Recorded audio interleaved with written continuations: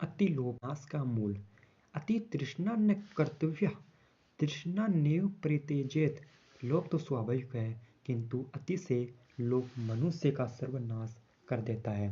एक दिन एक शिकारी शिकार की खोज में जंगल की ओर गया। जाते जाते उसे वन में काले अंजन के पहाड़ जैसा काला बड़ा सूअर दिखाई दिया। उसे देखकर उसने अपनी धनुष की प्रत्यंचा को कानों तक खींचकर निशाना मारा। निशाना ठीक स्थान पर लगा। सूअर घायल होकर शिकारी की ओर दौड़ा। शिकारी भी तीखे दांतों वाले सूअर के हमले से गिरकर घायल हो गया। उसका पेट फट गया। शिकारी और शिकार दोनों का अंत हो गया। इसी बीच एक भटकता और भूख से तड़पता गीदड़ वहां आ गया।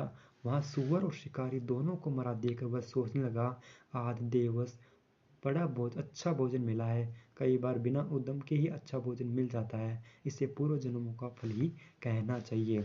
यह सोचकर वह लाशों के पास जाकर पहले छोटी चीजें खाने लगा। उसे याद आ गया कि अपने धन का उपयोग मनुष्य को धीरे धीरे ही कहना चाहिए।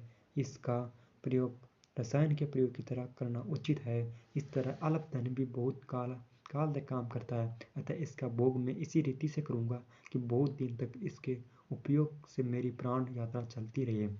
यह सोचकर उसने निश्चय किया कि पहले धनुष की डोरी को खाएगा। उस समय धनुष की पर्चा चढ़ी हुई थी। उसके डोरी कमान के दोनों सिरों पर कसकर बंधी हुई थी। गीदड़ ने डोरी को मुख में लेकर चबाया। चबाते ही वह डोरी बहुत वेग से टूट गई और धनुष के कोने का एक सिरा उसके माथे को भेद कर ऊपर निकल आया, मानो माथे पर सिक्का निकल आई हो। इस प्रकार घायल होकर वह गीदड़ भी वहीं मर गया।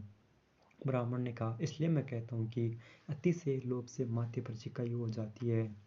ब्राह्मण की कहानी सुनने के बाद कहा, यदि यही बात है तो मेरे घर में थोड़े से तिल पड़े हैं, उनका शोधन करके कूट छाट कर अतिथि को खिला देती हूँ। ब्राह्मण उसकी बात से संतुष्ट होकर भिक्षा के लिए दूसरे गांव की ओर चल दिया। ब्राह्मण ने भी अपने वचनानुसार घर में पड़े तिलों को छाटना शुरू कर दिया। छाट पछाट कर जब उसने तिलों को सुखाने के लिए धूप में फैलाए तो एक कुत्ते ने उन तिलों को मूत्र विष्ठा से खराब कर दिया। ब्राह्मणी बड़ी चिंता में पड़ गई। यही तिल थे जिसे पकड़कर उसे अतिथि भोजन देना था।